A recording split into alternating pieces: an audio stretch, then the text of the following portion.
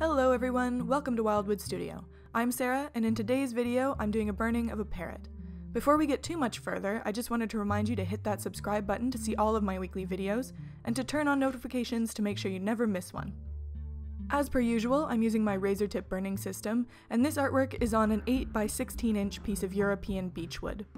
The very bottom part of the work is cut off right now because I decided to start with the head, but you'll be able to see that later in the video and also in the finished photo at the end.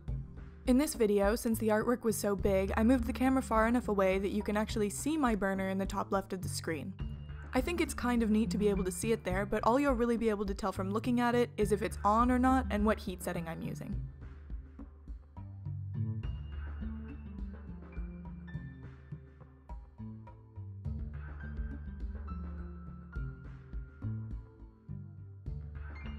For most of this artwork I used my spoon shader pen. I really think that this is one of the most versatile tools, at least of the ones I have, and I tend to use it for almost everything. I did also use my spear tip pen to get some cleaner lines in some areas near the end. All in all, this burning took about 10 hours to complete, that's not including breaks or anything like that, and I did it over the course of a few days.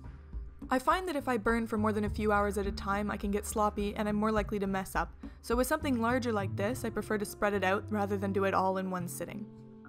Also, since I'm currently living in Europe, I have to use a power converter to plug my burner into because the outlets here have a much higher voltage than the ones in Canada, and if I leave the converter plugged in for too long, it starts buzzing really loudly.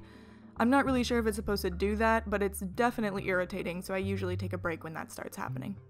When I first got here in August, I sat down to burn and I didn't take the power difference into account. I don't know if I was just tired or what, but I plugged my burner straight into the wall and it glowed red hot immediately, and it was terrifying. I thought I broke it. Luckily, it seems to be okay.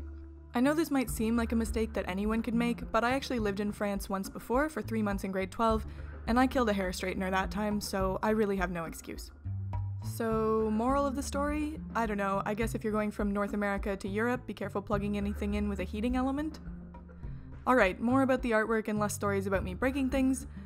For the whole piece, I started on a lower temperature and burned in all the shapes and some variations for the shading in darker areas.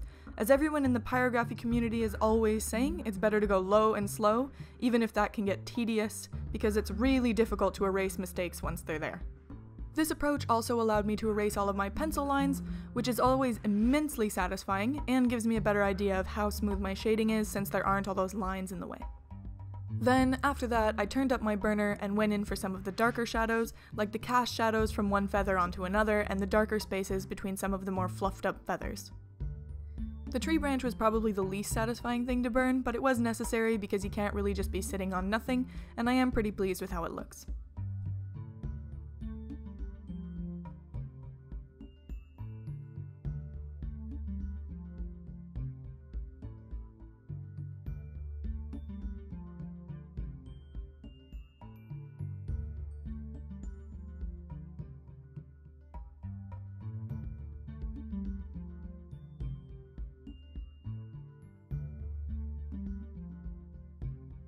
Once I was done with the whole thing, I just went in for some finishing touches, just smoothing out areas that were bothering me and stuff like that.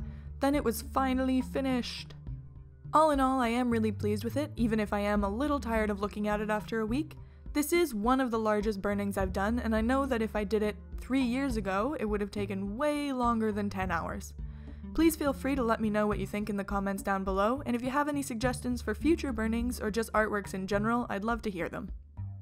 So, that's about it for this video.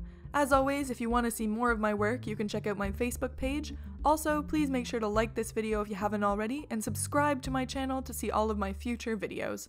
Thanks for watching, and I'll see you next time.